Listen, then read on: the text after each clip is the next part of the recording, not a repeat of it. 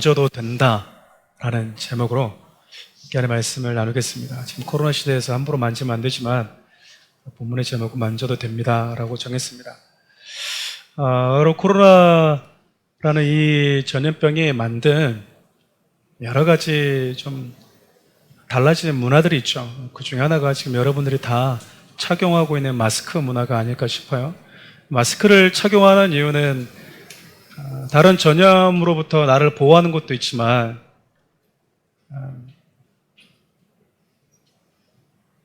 내가 또 다른 누군가에게 그 전염을 오염시키지 않도록 하기 위한 일단 최소한의 예의적인 문화로 바뀌어버린 것 같습니다. 그러다 보니까 우리 종종 그런 일들이 뉴스나 혹은 언론을 통해서 기사가 실린 것들 여러분들이 종종 보게 될 텐데, 마스크를 안 쓰고 침을 튀겼다는 이유, 마스크를 안 쓰고 말했다라는 이유, 혹은 마스크를 착용하지 않고 공공시설을 이용했다는 이유 때문에 폭행 시비가 일어난다든지 하는 경우들이 종종 있어요. 그만큼 사람들이 이 전염병이라는 이 부정이 나에게 미치는 걸 두려워하고 그 두려움을 뛰어넘어서 분노로까지 이어지는 시대가 되었습니다. 코로나라는 이런 전염성을 가져다 주는 것이 우리 인간 세상 속에 또 우리의 공동체 안에 어떤 영향을 미치는지 여러분들이 정말 1년 가까이 충분히 보고 또 경험해 오지 않았을까 싶어요. 레위기를 보면 이스라엘 백성들이 살아가는 그 공동체 안에서 겪게 되는 질병, 그리고 여러 가지 어떤 상황들 속에서 수많은 부정함들이 나타납니다. 그래서 그 부정함은 죄가 가지고 있는, 그리고 죽음이 가지고 있는 속성들과 오버랩되어서 우리에게 부정함이라는 표현으로 쓰여지고 있죠. 그 성경은 끊임없이 그런 부정함 속에서도 인간이 정결케 될 수 있는 길이 무엇인지도 말해 줍니다. 우리 지금까지 살펴보았지 않습니까? 출산하는 과정이 우리에게 어떤 메시지를 주는지, 그리고 나병이란 부정함 속에서 우리가 어떻게 정결케 되는지, 이런 과정들을 통해서 우리가 어떤 존재인지와 더불어서 우리를 정결케 하시는 예수 그리스도가 우리에게 어떤 의미가 있는지를 계속해서 살펴보아 왔어요. 아담과 하와가 범죄한 이후부터, 그래서 생명에서 단절되면서부터 인간은 부정한 존재가 되어버렸습니다. 생명이 소멸되어 가는 존재다라는 의미죠. 뿐만 아니라 인간은 자기 자신뿐만 아니라 어딜 가든지 누구를 살리고 새롭게 하는 자가 아니라 누군가를 전염시키고 내가 있는 공간을 부정케 하는 자로 전락해 버렸다라고 이야기를 합니다. 그래서 성경은 그런 인간들이 모였을 때 하는 생각들이 늘 악했다라고 이야기를 합니다.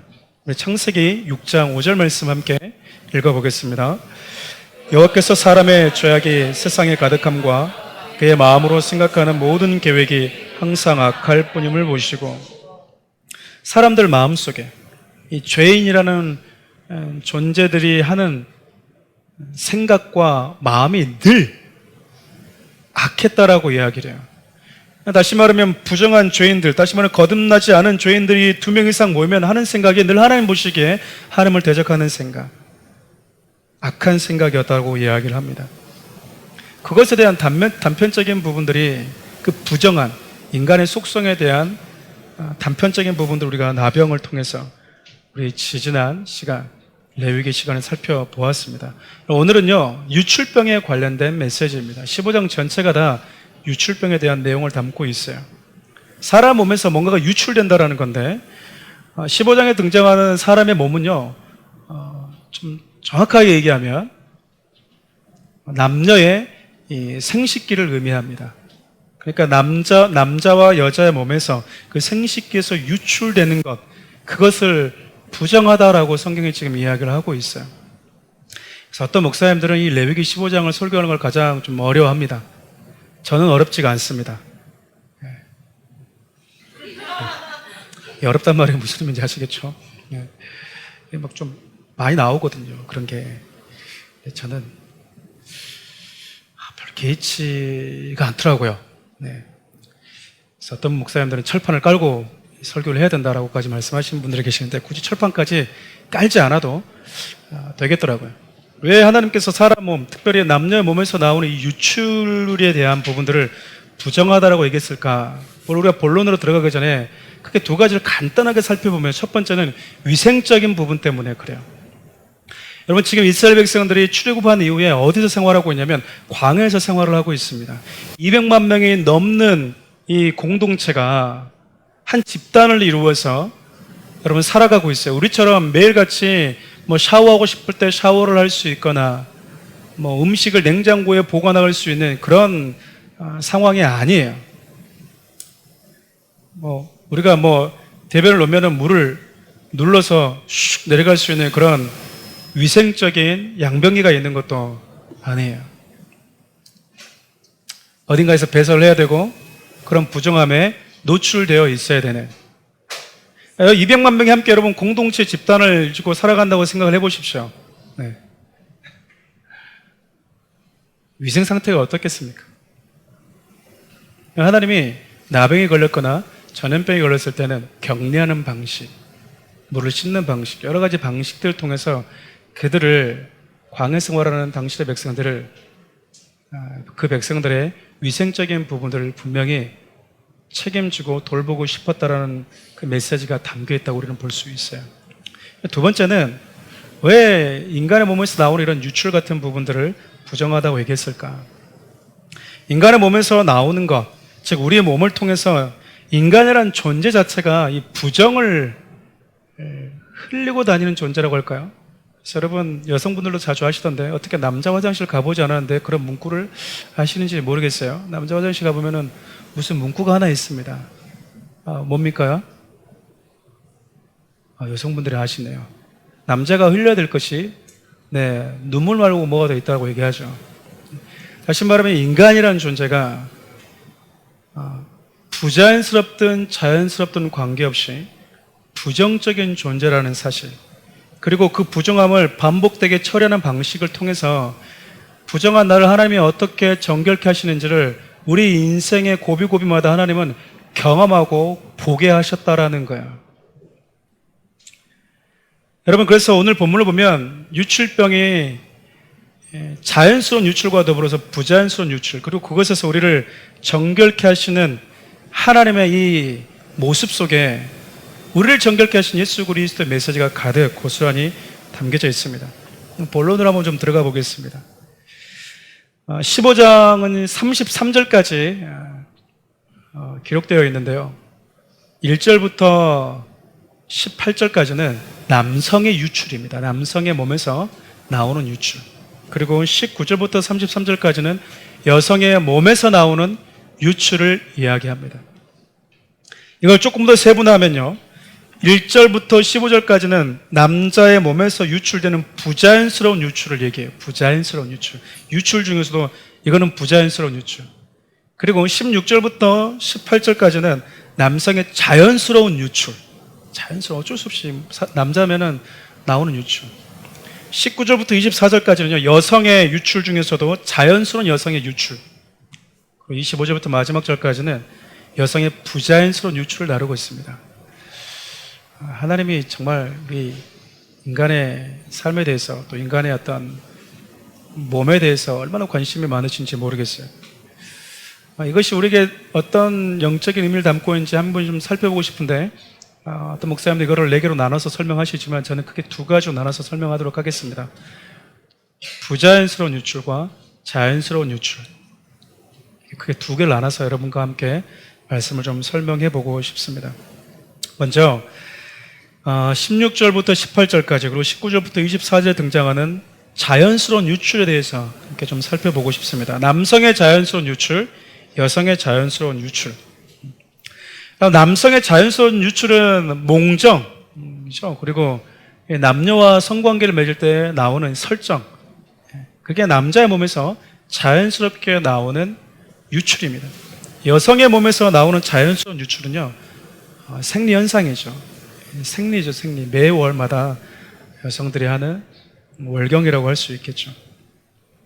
여러분, 남녀의 몸에서 남녀가 사랑을 나눌 때 남자의 몸에서 나오는 자연스러운 설정, 그 여성의 몸에서 나오는 월경이라는 생리는요, 여러분, 이 남녀의 몸을 가지고 태어난 사람에게는 자연스러운 거 아니겠습니까? 너무 자연스러운 현상이에요. 그런데 하나님 이것을 부정하다라고 이야기를 해요. 여러분, 부부의 성관계는 구별된 것이고, 그리고 귀하고 아름다운 거라고 성경은 이야기합니다. 또한 성관계는요, 여러분, 그냥 단순히 사랑한 남녀의 즐거움을 위한 것을 뛰어넘어서 생명을 만들어내는 생명의 행위이기도 해요. 근데 문제는 이런 자연스러운 관계조차 하나님께서 부정하다라고 말씀하고 있다라는 거예요. 여러분, 인간이 범죄할 때 하나님은 그들에게 땀을 흘려야 하고 자녀를 낳을 때 죽음이 동반되는 수고를 해야 하는 존재로 전락했다라고 이야기를 하십니다. 우리 잘 아시는데 우리 창세기 3장 16절 상반절 함께 읽어보겠습니다. 또 여자에게 이르시되 내가 내게 임신하는 고통을 크게 더하리니 내가 수고하고 자식을 낳을 것이며. 본래 하나님은 남자와 여자를 만드셨죠. 남자와 여자를 만드셔서 복을 주셨어요. 뭐 하라고 복을 주셨냐면 생육하고 번성해라, 자녀를 많이 낳아라. 그러니까 범죄하기 이전에도 남자의 몸과 여자의 몸은 달랐고요, 그리고 이 둘의 성적인 사랑을 통해서 자녀를 많이 번식할 수 있도록 했다라는 겁니다. 그것이 하나님은 축복이다라고 말씀을 하셨어요. 그래서 여러분, 이렇게 자연스러운 축복에 대한 행위가 인간이 범죄함으로 인해서 죄로 인한 부정적인 요소가 섞이게 되었다라고 성경은 지금 이야기합니다. 자연스러운 관계처럼 보이는 것 안에도 타락한 인간이라는 존재가 주체가 되는 행위는요, 죄성에 담겨져 있다고 밖에 할 수 없어요. 그러니까 인간의 그 어떤 자연스러운 행위도 죄란 부정적인 성격을 벗어날 수 없다고 성경이 지금 역설하고 있다고 보시면 될 거예요. 우리가 하는 일반적인, 그리고 우리가 알고 있는 자연스러운 행위조차도 죄의 흔적, 범죄의 상흔이 묻어있는 존재가 바로 너희들이다라고 얘기하고 있는 거죠. 존재 자체가 죄인이라는 겁니다. 그 일 자체가 부자연스러워서가 아니라 너희들이 부정한 존재가 되었기 때문에, 존재 자체가 부정해서 그 자연스러운 행위조차도, 지극히 정상적인 것처럼 보이는 그 행위조차도 부정하다. 그것은 행위가 부정해서가 아니라 존재가 부정하기 때문에 그러는 거예요. 그래서 성경은 만물보다도 가장 부패하고 냄새나는 것을 사람의 마음이다라고 이야기를 합니다. 예레미야 17장 9절 말씀 함께 읽어볼까요? 만물보다 거짓되고 심히 부패한 것은 마음이라 누가 능히 이를 알리오마는. 세상 가운데 가장 부패한 게 인간의 마음이래요. 우리 마음이 그렇게 부패해서 썩은 냄새가 난다라고 이야기를 합니다. 뭔 얘기를 할까요? 존재 자체가 부정해져 있는 존재다. 네가 지금 사랑하는 성관계를 맺을 때 나오는 그 몸이, 그 행위가 더럽다라는 게 아니라 우리 일상적이고 자연스러운 행위조차도 부정케 만들어버릴 만큼 나라는 존재가 하나님의 생명에서 단절된 부정한 존재구나라는 사실을 하나님은 우리에게 가르쳐 주고 싶어 했고요, 우리가 그 사실을 알기를 원하셨다고요. 두 번째, 여러분, 자연스러운 유출이 일어날 때 하나님께서 그 사람을 부정하다고 하는 또 다른 메시지가 하나 담겨져 있는데, 그게 바로 절제라는 주제예요. 절제. 아무리 자연스럽고 좋은 것이라 해도 그것이 통제되고 절제될 수 있어야 된다라는 겁니다. 갈라디아서 5장 22절부터 보면 여러분, 성령의 몇 가지 열매가 등장합니까? 몇 가지 열매가 등장하죠? 9가지입니다. 다 같이 한번 해볼까요?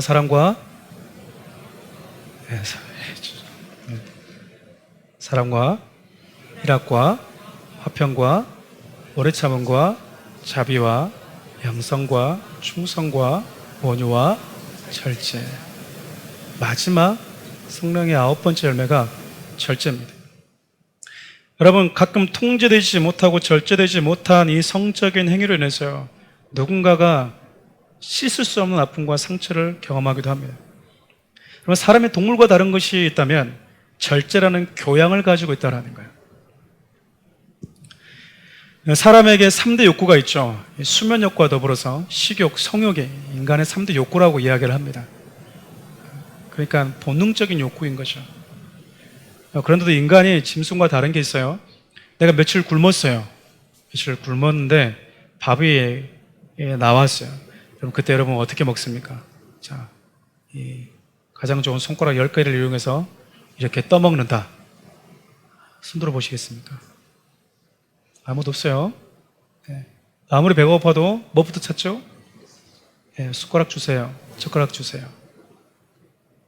이 짐승은 그렇지 않아요. 아무리 여러분 성적인 욕망이 있어도 그 성적인 욕구를 사람은요, 은밀한 공간에서, 둘만의 공간에서 해소를 합니다. 사람들이 다 있는 대중 앞에서 성적인 욕구를 해소하지는 않아요. 근데 동물은 그렇게 합니다.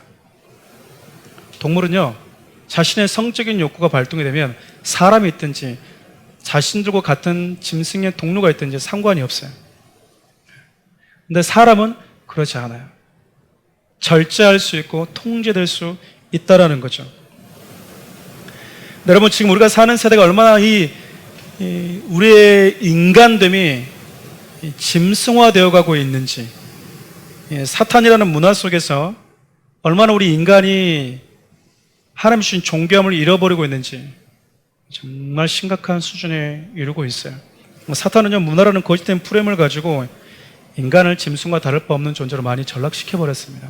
여러분, 우리가 생각하고 있는 인권이라는 것은 가장 중요한 이 기초가, 본질이 인간의 존재가 존귀케 되는 거잖아요. 인간이 하고 싶은 것을 여러분 다 할 수 있게 해주는 게 인권이 아니에요. 인간이 정말 원하는 걸 하더라도 그것이 통제되어야만이 인간의 가치와 존엄성이 주어진다면 그것을 우리는 제한합니다. 여러분들 자녀들에게 무언가를 줄 때도 나름대로 부모가 통제하고 제재하는 이유가 뭘까요? 건강한 자녀를 만들기 위해서 그러는 거예요. 아이는 모든 것을 할 수 있습니다. 부모가 모든 것을 줄 수도 있습니다. 그럼에도 불구하고 제한되고 통제되어야만이 성숙한 사람으로 살아갈 수 있다는 것을 알기 때문에 그래요. 여러분, 우리 인간이 이걸 깨트려버리고 인권이라는 이름으로 인간에게 주어진 존엄성을 스스로 파괴하고 있어요.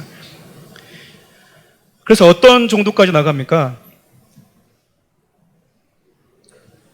부부 막교환, 성행위, 수합행위라고 그러죠. 제가 수요 강의 때도 말했지만 이제는 동성애는 이쪽에 너무 흔한, 유럽 쪽에서 너무 흔한 게 돼버렸고요. 더 나아가면 짐승과 성관계를 행하는 무절제한, 통제받기 싫어하는 인간의 이 죄악된 성향이 만행할 수 있다는 거예요. 그래서 여러분, 유럽에는요, 실질적으로 동물과 성관계를 할 수 있는 그런 합법화되어진 나라가 있습니다. 여러분, 이스라엘 백성들 지금 광야에 생활하고 있지만 이스라엘 백성들이 가나안에 들어가게 되면 가나안에서 성행하고 있었던 게 무엇이었어요? 동성애와 수간, 근친상간과 같은 성문화에 아주 문란했어요. 여러분, 특별히 아시다시피 가나안은요, 바알과 아세다라는 신을 섬겼어요. 왜냐하면 농사의 신이었어요. 농사의 신. 그래서 뭐 있을까요? 농사를 지으면 무엇이 와야 됩니까? 비가 와야 되잖아요. 비가. 근데 비를 준다고 생각했거든요. 바알과 아세다로 신. 근데 비가 안 오면 뭐 했냐면 이 신을 우리가 흥분을 시켜줘야 되는 거예요. 그래서 집단적으로 그룹 섹스를 벌였습니다. 그래서 항상 이교도 제사 의식에는요, 항상 예배 드리러 오는 사람과 성관계를 맺는 사제들이 있었어요. 근데 생각해 보십시오, 여러분. A라는 사제가 있는데 예배 드리러 오는 사람과 성관계를 맺고 B라는 사람과 성관계를 맺으면 그 사람 뭐가 되겠습니까? 네, 전염병의 온상이 되겠죠. 그렇게 통제받지 못하고 절제되지 못한 성은요, 여러분, 인간을 파괴해버리는 거예요. 파괴해버려요. 그래서 하나님은 이런 인간의 죄악된 습성을 잘 아셨기 때문에 통제가 필요하다. 이것이 부부 간에도 필요하다라고 이야기를 합니다. 고린도전서 7장 5절 말씀을 공동 번역을 통해서 함께 살펴보겠습니다. 함께 읽어볼까요? 서로 상대방의 요구를 거절하지 마십시오. 다만 기도에 전념하기 위해서 서로 합의하에 얼마 동안 떨어져 있는 것은 무방합니다. 그러나 자제하는 힘이 없어서 사탄의 유혹에 빠질지도 모르니 그 기간이 끝나면 다시 정상적인 관계로 돌아가야 합니다. 이게 분방하지 말아라라고 표현되어 있지만 오늘 본문에 뭐라고 되어 있냐면 상대의 요구를 거절하지 말아라. 이게 부부라는 거야. 상대가 나에게 무언가를 요구하면 여기서 말하는 요구는 성적인 행위를 요구하는 겁니다.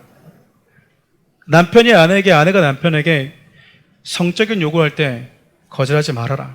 다만 서로 합의하에 기도를 위해서는 뭐하라? 얼마 동안 떨어져 있을 수가 있다.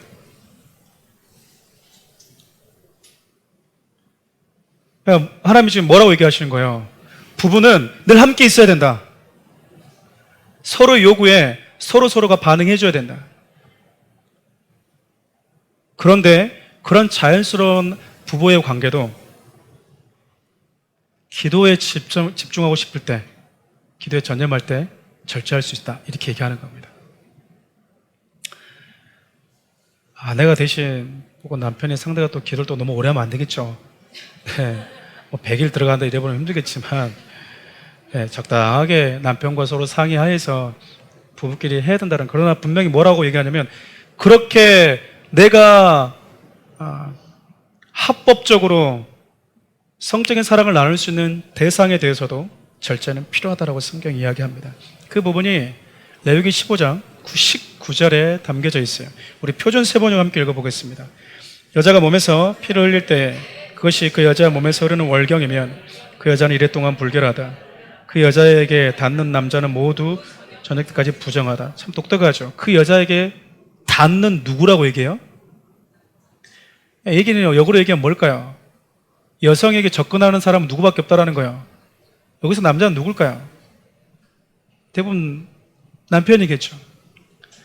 여사가 아니어서는 잘 모르겠습니다만은 자연스러운 유출 기간인 생리 중간에도 여성은요, 하나님의 여성의 몸을 보호하고 싶은 메시지가 담겨져 있다고 할 수 있겠죠. 일반적으로 여성에 비해서 남자가 성에 더 적극적이고 충동적일 때가 많습니다. 이거는 인정할 수밖에 없는 부분이죠. 성향상. 근데 하나님은 이런 공격적인 남성으로부터 여성의 몸을 쉬게 해주고 있는 거예요. 보호하고 있는 거죠.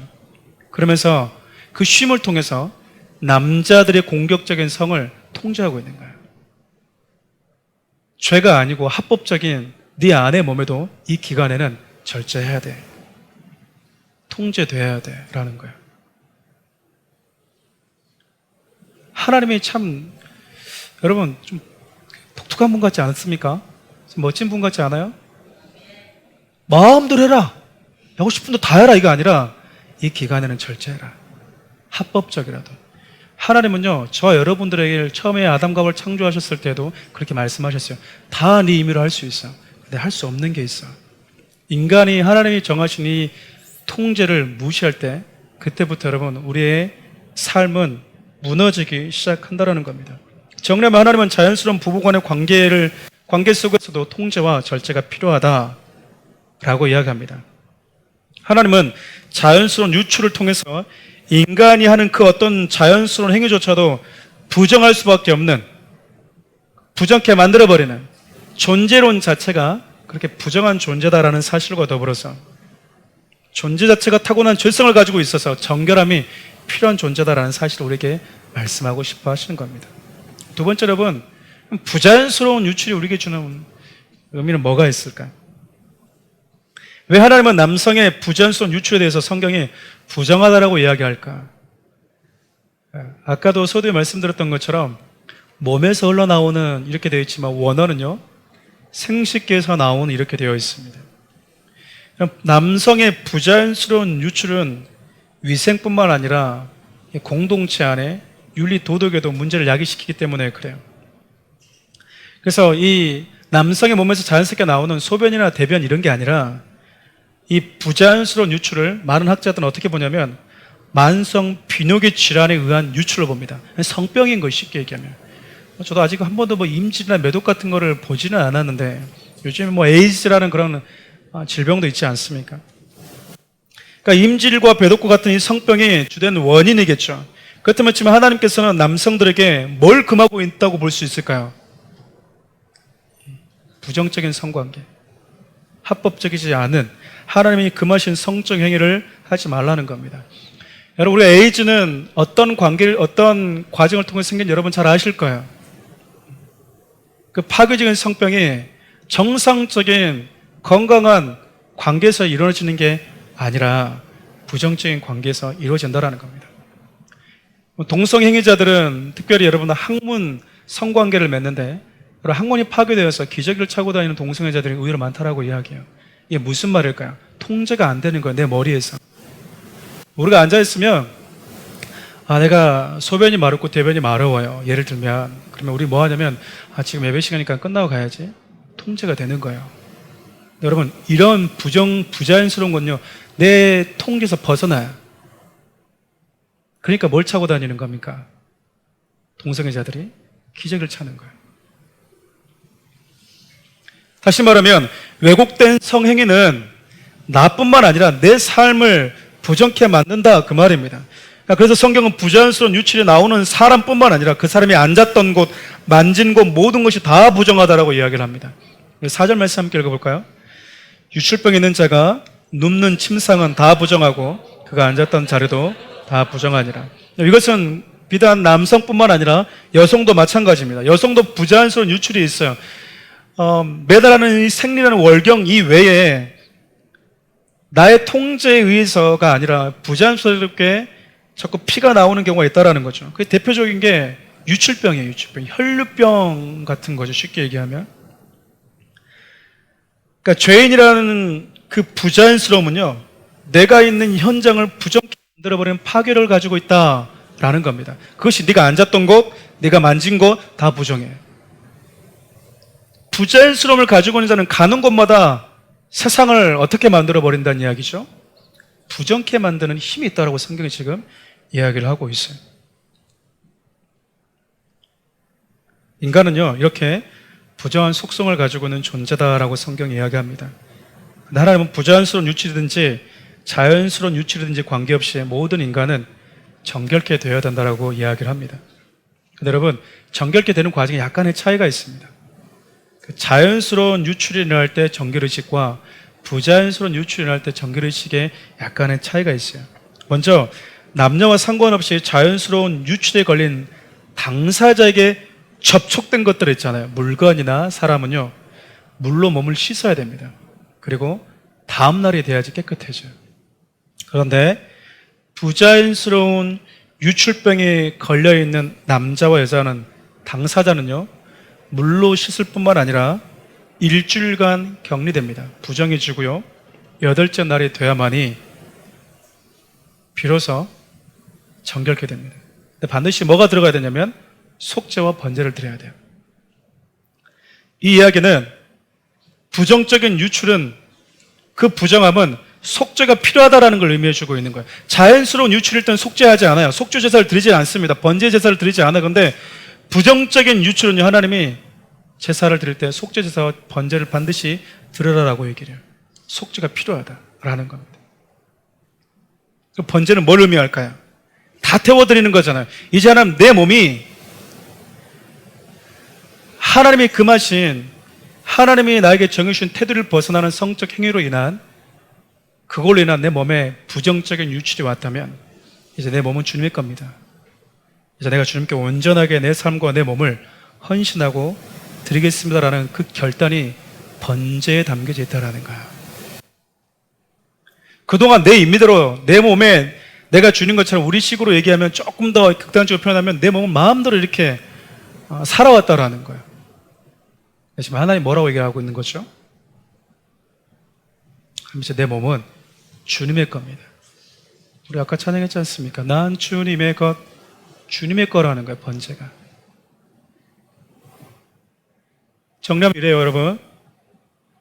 자연스러운 유출이 우리에게 주는 부정함은 속죄적 번제를 드리진 않지만 그 자연스러움조차도 부정케 만들어버리는 네 존재 자체가 하나님께 부정한 존재다라는 메시지를 주신다면, 부정적인 유출, 부자연스러운 이 유출을 통해서 하나님은 저와 여러분들에게 그런 부정한 존재가 가는 곳마다 죄와 부정이라는 것을, 그 영향을 미치면서 살아가는 연약함을 가지고 있는 존재다라는 것을 우리에게 가르쳐 주고 있어요. 그런데 여러분, 성경은요, 놀랍게도 그렇게 부정한 저와 여러분들을 정결케 하시는 분이 있다라고 이야기를 합니다. 출애굽기 31장 13절을 볼까요? 나는 너희를 거룩하게 하는 여호와인 줄을 너희가 알게 함이라. 성경에는 우리를 거룩케 하시는 분이 하나님이시다라는 메시지가 참 많이 등장합니다. 신약 성경을 보면요, 예수님께서 부정하다고 하는 자들을 어떻게 대했는지 아주 자세하게 기록되어 있어요. 이 말씀, 예수님이 우리를 거룩하게 하시는 분이라는 메시지가 담겨져 있겠죠. 레위기 15장을 다 읽어보지 않았지만 우리 8절 말씀 함께 읽어볼까요? 유출병에 있는 자가 정한 자에게 침을 뱉으면 정한 자는 그의 옷을 빨고 물로 몸을 씻을 것이며 저녁까지 부정하리라. 유출병에 걸려있는 사람이 누군가에게 침을 뱉으면 자기 몸에 있는 침이라는 유출을 누군가에게 던지면, 뿌리면 그걸 맞은 사람 다 부정해진대요. 그 사람의 몸에서 있는, 입 안에 있는 침이라는 이 안에 있는 것이 유출될 때 다른을 부정케 한다는 겁니다. 근데 여러분, 성경을 보면 아시는 분들이 계시겠지만 예수 그리스도가 침을 이겨서 고치는 장면이 나옵니다. 마가복음 7장 33절 35절 말씀 함께 읽어볼까요? 예수께서 그 사람을 따로 데리고 무리를 떠나사 손가락을 그의 양귀에 넣고 침을 뱉어 그의 혀에 대시며 하늘을 우러러 탄식하시며 그에게 이르시되 에바다시니 이는 열리라는 뜻이라. 그의 귀가 열리고 혀가 맺힌 것이 곧 풀려 말이 분명하더라. 레위기 15장 8절에서 나오는 사람의 몸에서 유출된 침은 다른 일을 부정케 하는데, 예수님의 몸에서 유출된 침은요, 막혔던 것, 말하지 못했던 것, 듣지 못했던 것을 회복시켜주는 능력이 있다라고 이야기를 해요. 예수님은 또한 부정하다고 하는 세리와 창기들과도 함께 마주 앉아서 그들이 앉았던 그 자리에, 부정하다고 하는 그 자리에 함께 앉아서 떡을 떼십니다. 누가복음 15장 1절부터 2절 말씀 읽어볼까요? 모든 세리와 죄인들이 말씀을 들으러 가까이 나오니 바리새인과 서기관들이 수군거려 이르되 이 사람이 죄인을 영접하고 음식을 같이 먹는다 하더라. 죄인은 부정한 자예요. 그들이 앉은 자리 부정합니다. 근데 거기 같이 앉아서 예수님이 뭐 하고 있는 겁니까? 식사를 해요. 한 걸음 더 나아가서요, 예수님은 유출병에 걸린 여인이 자신을 만졌을 때 예수님이 부정해진 게 아니라 부정해진 그 여인을 낫게 하셨습니다. 마태복음 9장 20절부터 22절 말씀 함께 읽어보겠습니다. 12회 동안이나 혈류증으로 앓는 여자가 예수의 뒤로 와서 그 고독가를 만지니 이는 제 마음에 그 고독만 만져도 구원을 받겠다 함이라. 예수께서 돌이켜 그를 보시며 이르시되 딸아 안심하라. 내 믿음이 너를 구원하였다 하시니 여자가 그 즉시 구원을 받으니라. 유출병에 있는 사람의 다른 이 옷을 만지면 그 사람은 자신은 물론이거니와 옷도 빨아야 되고 하루가 지나야 돼요. 하루 종일 찝찝한 상태로 부정한 존재로 하루를 잃어버린 하루를 살아야 된다는 겁니다. 그런데 여러분, 예수님은 달랐어요. 여인의 부정함이 예수님의 거룩과 마주하니까 그 여인의 부정이 힘을 잃어버렸다는 거예요. 그 여인의 몸에서 유출되는 그 부정적인 피, 그 여인의 몸에서 나오는 유출하는 그 피가 나는 물론이거니와 내가 접촉하는 모든 사람, 내가 앉아있는 모든 것, 내가 가는 곳곳마다 부정케 만드는 힘이 있었는데, 예수님의 몸에서 흘러나오는 그 유출은 이 여인의 몸에서 나오는 유출보다도요 더 강했다라는 거예요. 왜 그럴까? 성경 하나만 더 찾아볼까요? 요한일서 1장 7절 하반절 말씀입니다. 시작. 그 아들 예수의 피가 우리를 모든 죄에서 깨끗하게 하실 것이다. 말씀을 정리하겠습니다. 여러분, 사람은 우리 몸에서 자연스럽든지 부자연스럽든지 무언가 존재예요. 근데 우리에게서 나오는 유추는 선한 것이 없습니다. 가끔씩 선한 자를 가지고 있는 분들이 자기는 예수를 안 믿어도 법 없이 사는 사람이라고 생각하면서 죄인이 아니라고 착각하는 분들이 종종 있어요.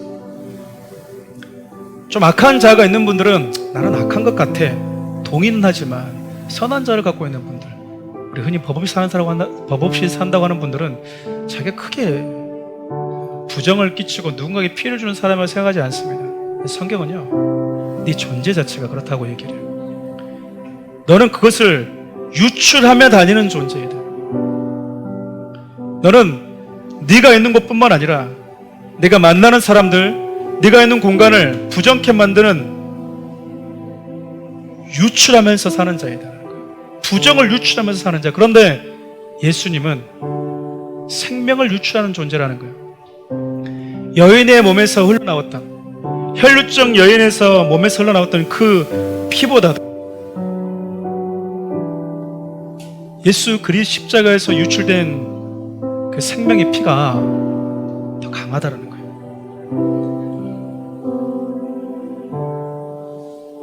내가 있는 환경을 부정케 만드는 그 피와 예수의 피가 부딪히니까요, 우리를 부정케 하는 그 피가, 그것이 존재론적인 피가 됐든지 아니면 우리가 살면서 만들어낸, 파생시킨 죄의 흔적이 담긴 피가 되었든지 그것을 덮어버리고도 남는 강력한 생명력이 그 안에 있었다는 겁니다. 예수님께서 여러분, 유출병으로 고통당하고 있는 그 여인을, 부정한 취급을 받던 그 여인을, 그래서 예수님의 옷자락을 만지며 두려워 떨고 있는 그 여인을 바라보시면서 예수님이 그 여인을 이렇게 부르세요. 따라 안심하라. 따라 안심하라. 유대인들이 있는 이 고독과 내군의 끝은요, 찌지트라는 고독이 담겨져 있습니다. 여러분, 그건 아무도 만질 수 없어요. 왜냐하면 민수기를 보면 하나님과 관계성을 상징하는 것이기 때문에 그렇습니다. 그래서 청색 자색실로 하나님이 꼬아서 만들어라고 그래요. 그것이 고독 끝에 이렇게 주렁주렁 매달려 있어요. 그거는 그와 하나님과의 관계를 상징하기 때문에 절대 만질 수 없어요. 만져서 만약에 실 하나도 여러분 끊어잖아요. 여러분, 처벌을 받는다고요. 아무도 못 만집니다. 근데 여러분, 그것을 만져도 괜찮은 사람이 있어요. 그게 누굴까요? 그 고독과를 만져도 처벌받지 않는 유일한 대상이 있다니까요. 그게 바로 자녀들입니다. 자녀들은 아비의 그 고독을 만져도 되고요, 혹 뜯어도 처벌받지 않아요. 그러니까 지금 예수님이 자신의 그 찌지트라는 고독가를 만지고 함부로 만질 수 없는, 그것을 만졌다는 이유 때문에 두려워 떨고 있는 그 여인에게 얼굴 보시면서 따라 안심하라, 이 말은요, 너는 만질 수 있다라는 말이에요. 너는 허용이 된다, 이 말입니다. 사랑하는 우리 성도 여러분, 우리는 존재 자체가 죄인이라는 것을 인정하고 이곳에 모였어요. 그렇지만 한 가지 더, 하나님의 자녀라는 신분을 갖게 되었지만 그의 연약함 때문에 언제든지 얼마든지 넘어질 수 있는 가능성을 갖고 있다는 거, 저와 여러분의 삶에서 늘 경험하는 것 아니겠습니까? 그런데도 불구하고 주님, 내가 몸부림쳐봤지만 또 넘어졌습니다. 나를 정결케 해주십시오라고 우리가 당당히 주님 앞에 나아가서 주님의 옷자락을 만질 수 있는 이유는요, 저와 여러분들이 하나님의 자녀들이기 때문에 그렇습니다. 오늘 여러분, 어찌할 수 없는 나, 아무리 발버둥 쳐도 어찌할 수 없는 나의 한계, 그 한계를 뛰어넘고 나를 끌어안으시는 하나님의 사랑, 내가 가지고 있는 부정함과 비교할 수 없는 거룩함으로 나를 보듬어내시는 하나님의 사랑을 이 찬양을 통해서 고백하고 기도했으면 합니다. 오소서, 오소서 주님, 나의 마음을 선한 것 하나 없습니다. 원하는 모든 것 주께 드립니다. 사랑으로 안으시고 날 새롭게 하소서. 오소서 주님, 오소서 주님, 나의 마음을 선한 것 하나 없습니다. 없습니다. 그러나 내 모든 것 주께 드립니다. 사랑으로 안으시고 날 새롭게. 이 가슴에 손을 얹고 찬양합시다. 주님 마음 내게 주소서. 주님 마음 내게 주소서. 내 아버지, 주님 마음 내게 주소서.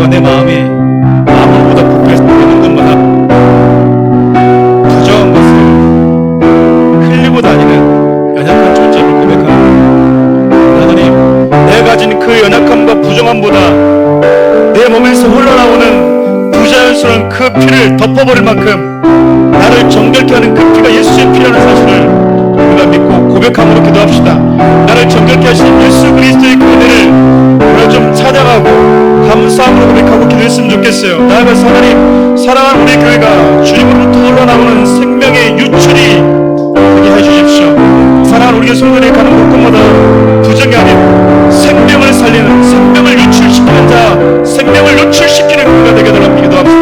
우리 주님 한번 부르면서 기도하며 나갑니다. 주여, 살계신 하나님, 하나님 그 하나님의 사람들에게 하나님의 은혜를 부어 주십시오. 그렇습니다. 하나님, 우리는 자연스러워 보이고 일상적인 것 보이는 그런 환경 속에서도 우리는 누군가를 부족해 만들 수밖에 없는 연약함을 가지고 살아갑니다.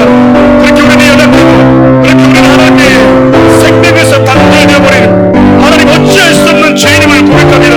그런데 하나님, 우리가 그렇게 살아가면서 나뿐만 아니라 내가 머물렀던 곳, 내가 지나가는 곳, 내가 받고 가는 곳, 내가 만나는 이들에게 온전한 사랑과 생명이 아닌 하나님 부정적이고 하나님의 생명이 아닌 죽음을 오염시키고 한 그것을 우리가 흘릴 때가 얼마나 많은지 모릅니다. 우리 불쌍히 여기셔서 이전에 하나님 우리가 어딜 가든지 생명을 유출시키는 또 살게 하여 주시옵소서. 어딜 가든지 예수 그리스도의 생명을 유출시키는 자들 되기를 원합니다.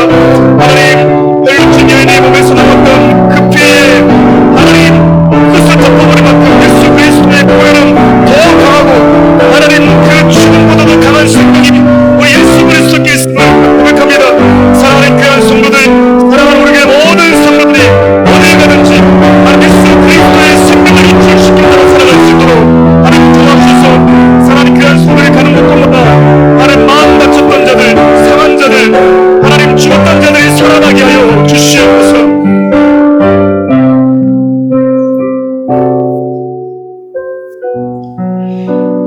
우리를 새롭게 하시고 우리를 정결케 하시는 예수 그리스도의 보혈과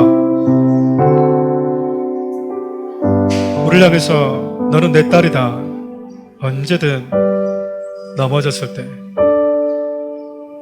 쓰러졌을 때, 부정한 죄로 인해서 넘어졌을 때 나에게 와서 나 만져도 된다고 말씀하시는 하나님의 사랑과 매 순간 반복되는 나의 자연스러운 유출과 부자연스러운 유출을 통해서 하나님이 어떤 메시지를 주기를 원하시는지 상기시켜 주신 성령 하나님의 깨닫게 하시는 은혜가 사랑하는 우리 교회의 모든 성도들과 이 나라의 민족과 이 나라의 수많은 주의 몸된 교회에 함께 하시기를 간절히 축원하옵나이다.